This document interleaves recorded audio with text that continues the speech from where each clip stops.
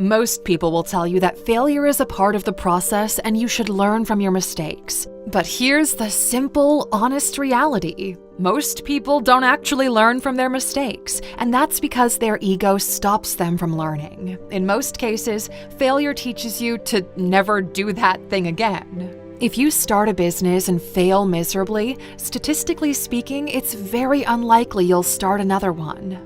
If you invest some money and you lose everything, again, statistically speaking, it's very unlikely you will invest ever again. So, what should you do instead? How should you approach this failure situation?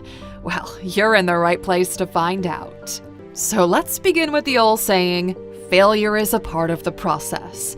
You see, that's only half right. The correct form is failure is an optional part of the process. If you find success after taking a big L, it's not because of the failure, it's despite it. Sure, your TED Talk will sound more dramatic if you say failure taught you how to win, but we all know that's not really how it works. We'll argue that you have all the reasons in the world to avoid failure at all costs. We mentioned in the intro that for one, most people don't really learn from their mistakes. They have a tendency to gamble with the odds and saying, maybe this time it'll work. Sounds a lot more interesting than, let's adapt and apply what we've learned so far. Think about the people who keep buying lottery tickets. Every time they don't win, technically speaking, they fail. As a matter of fact, it's almost a guarantee that they will fail. You're more likely to get hit by lightning than win the lottery. Yet, people still do it time and time again. And that's because the hope of a different outcome is stronger than the impact of the lesson. Also, hoping doesn't require any effort. It's easy to hope this time will be different than to actively think about what went wrong and strategize a new plan. Now, you've probably all heard the story of Colonel Harlan Sanders, the founder of KFC, who faced many rejections before finding success with his chicken recipe. As a matter of fact, legend has it he was rejected a total of 1,009 times. And we say legend because nobody can actually verify that number. It's simply an urban myth. Yet, his story, to this day, serves as an inspiring example of determination and resilience. The point we're trying to make with this is that failure is over-glorified. Everybody knows how Colonel Sanders failed countless times, but how many people know the business model that he was trying to sell? If we were to ask you, what's the valuable lesson you could take away from the KFC example, what's your answer? Well, as a matter of fact, pause the video and leave your answer in the comments. We'll guess that most of you wrote, resilience, or not letting failure dictate your success. But how many of you wrote, sometimes your timing sucks, or you might be bad at pitching? Because you see, let's just imagine here that there were indeed 1,009 rejections. After all of those rejections, he never changed the actual product. The recipe remained the same. So why was the 1,010th time a success? Well, nobody actually knows, and nobody cares, because that's not interesting for most people. It's not an inspiring story. This is what we mean when we say failure is over-glorified. Nobody learns anything from it. It's not an achievement.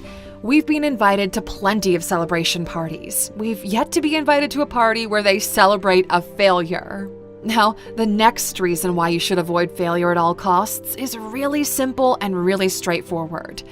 Failure is a waste of time and resources.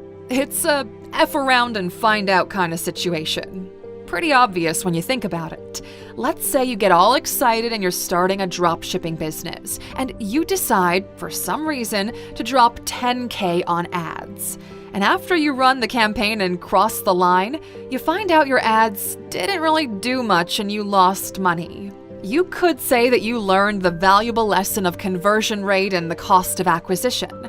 But the reality is, you spent 10 grand on something you could have learned in 5 minutes from a course for a fraction of the price.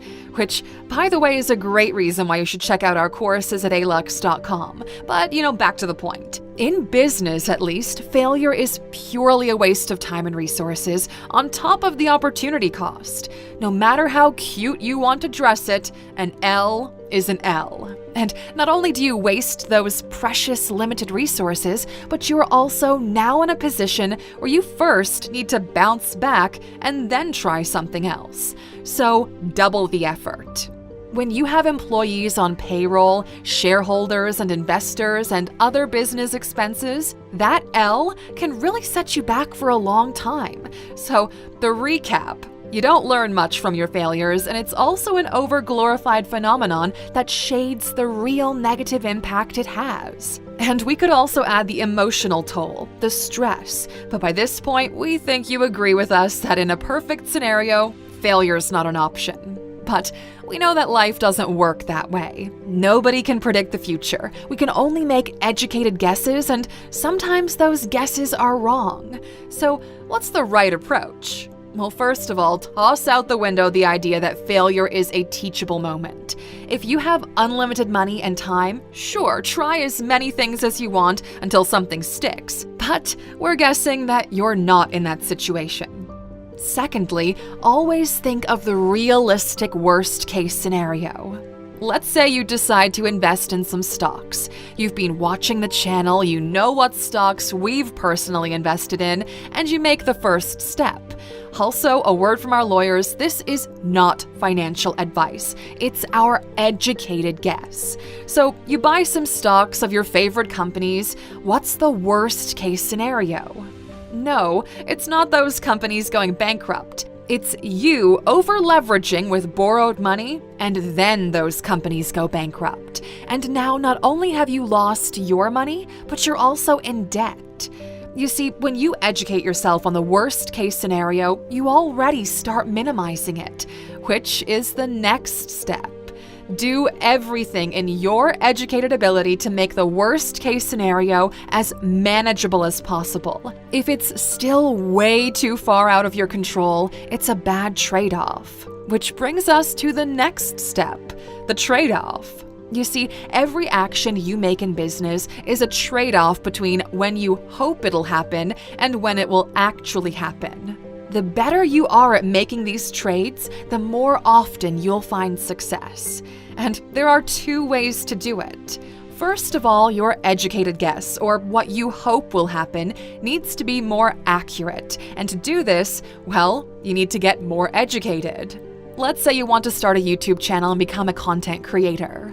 Well, what you hope will happen is you quitting your job, working on your own terms, and being in full control of your time and money. Plus, you now have a cool job. This is an uneducated guess.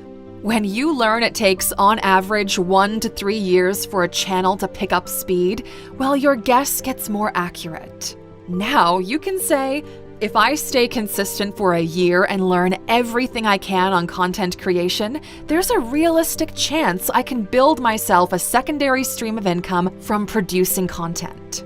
The second method to make this trade-off better is to multiply the reward against the risk. Longtime Aluxers know about asymmetric risk. Check out the video if you don't. Essentially, this means the potential upside is unequal to the potential downside. So imagine that you toss a coin in the air. If it lands on one side, you lose the coin. If it lands on the other side, someone gives you an extra coin. Sounds fun at parties, but in business, this is a huge waste of time. But imagine that you toss the same coin and you lose it if it lands on one side, but someone gives you $10 if it lands on the other side. This is asymmetric risk. This is how people get super rich. If you can't minimize the downside and you can't find a way to maximize the upside, the trade-off will always work against you. You see, failure is a part of the process, but only when you get to play again. If you start a business and it fails, and then you start another one and it fails, and you start a third one and this finally picks up and you're now financially independent, well then, yeah, failure was a part of that process. But if you run out of money after the second fail and now you're flipping burgers, well, there was no process. You just failed. You see, Colonel Sanders didn't randomly wake up one day in retirement and decided to go door to door to sell a fried chicken recipe until someone finally agreed to invest in his idea and create an empire. He was already in the restaurant business for more than 20 years. He slowly got some franchising going, and by the time he got tired, he sold the company for $2 million, remained on the board of directors for $60,000 a year, and that was that.